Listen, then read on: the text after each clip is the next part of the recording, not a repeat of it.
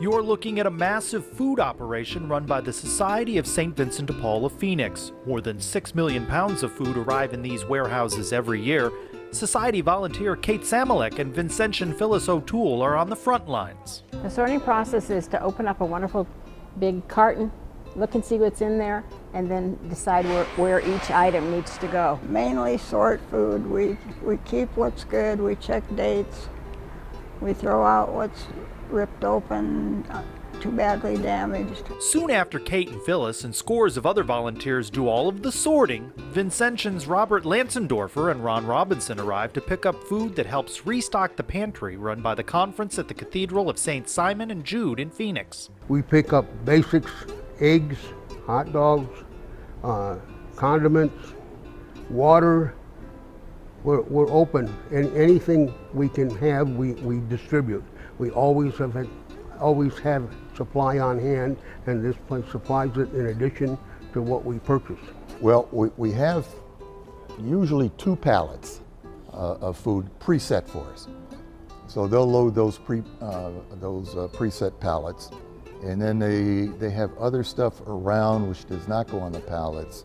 Like today, we managed to get some canned food, cake mixes, bottled water, sometimes some cleansing materials, and we find whatever we can that we can use and give out, and we take all of that back to the pantry, and it moves fast. Father Bud Pelletier Jr. believes the society offers people many ways to live their faith. What I think is wonderful about it, especially the food program that we have here, is that it can involve you no matter where you think your talents are. There are some people who love to go person to person, who love meeting people and engaging people. And there's that happens at the local conferences where they go out and they meet with the people who call and ask for aid and assistance. There might be people who are a little more shy. Gee, I don't know if I could do that. I don't know if I could go to someone's house. That's all right. We have ways of doing that. Can you help pack a food box? Yeah, maybe I can do that. Can you help go to the store and help us pick up the products that are donated? Can you help us in your local parish, maybe with a food drive?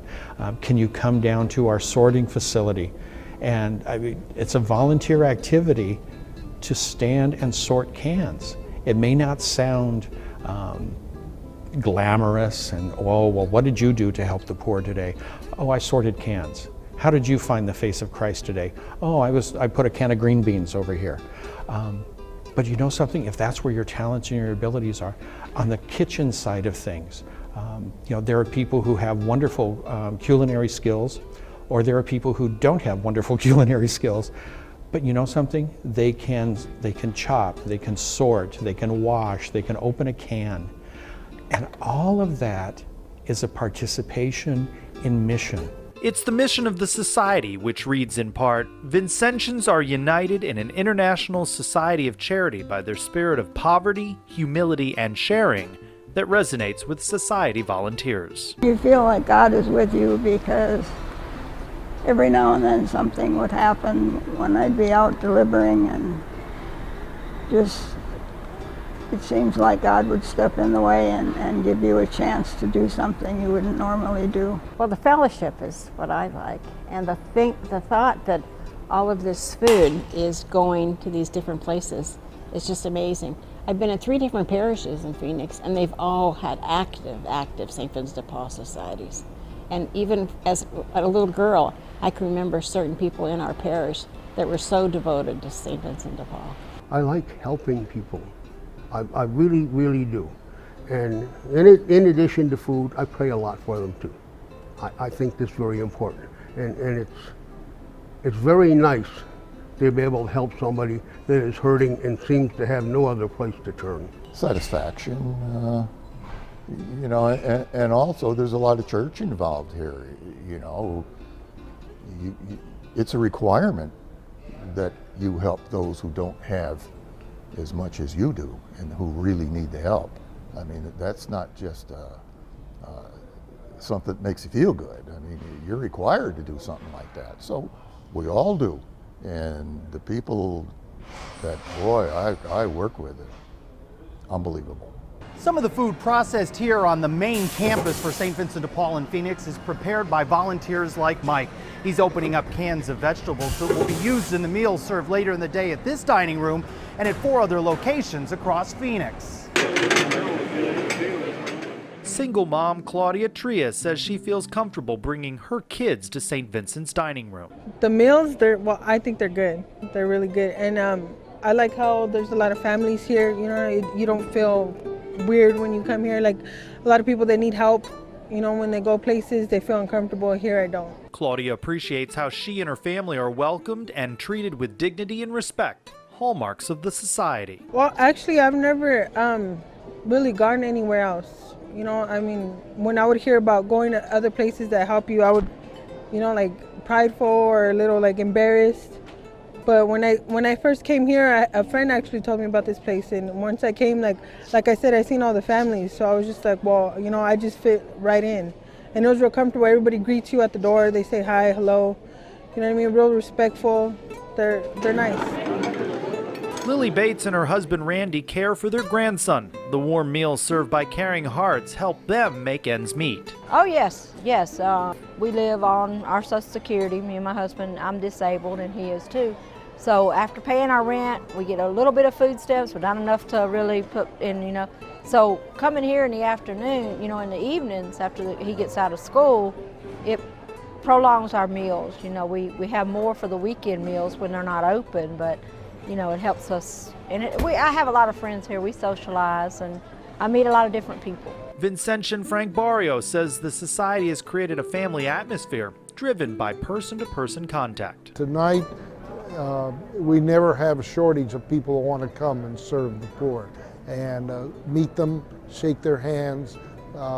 It's not a spiritual experience, but also friendly atmosphere where they feel at ease. They're not coming to a food line somewhere. No, they're coming to a friendly atmosphere, and their kids will sit and play and and learn. Lily says life's ups and downs have tested her faith. Sometimes she's not sure how she would manage without St. Vincent de Paul's help. Right, it's like, oh my goodness, what am I going to do? And then St. Vincent de Paul opened the door. They're your lifeline. That's what I say. They're your lifeline, saying, okay, we're here. I'm your lifeline. Vincentians take the responsibility of being just such a lifeline seriously. Once you get started and you meet the people in need, it's the old saying I mentioned before, once you're a member of St. Vincent de Paul, you're going to stay there till you die, and that is true with me and most of the members of most of them, once they've started with St. Vincent, they don't quit. They stay until their last breath, because what we do is important, and the spirituality is a big part of it. Father Bud says the Society of St. Vincent de Paul's invitation to serve is something every Catholic should prayerfully consider. That's a call from God. That's an inspiration of the Holy Spirit. It may not seem like it at the time, but when you give that inspiration a chance to work, when you put that inspiration into action, then it begins to grow. It starts this wonderful thing that, you know, as God continues to grace you in that ministry, you begin to understand what the grace of God is in your own life. When you begin to serve in that mission, when you begin to let that mission have an active part in your life, like I said, as simple as moving that can of green beans. I always use green beans, by the way, because I hate green beans. But the can of green beans, when it moves from place to place, you're letting God inspire you to do that.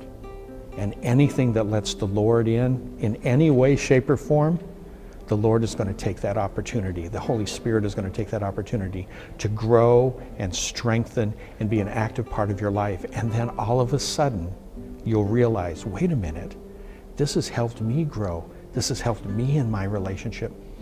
It's kind of stealthy, it's kind of sneaky. But you know something? If that's what it takes for the Lord, more power.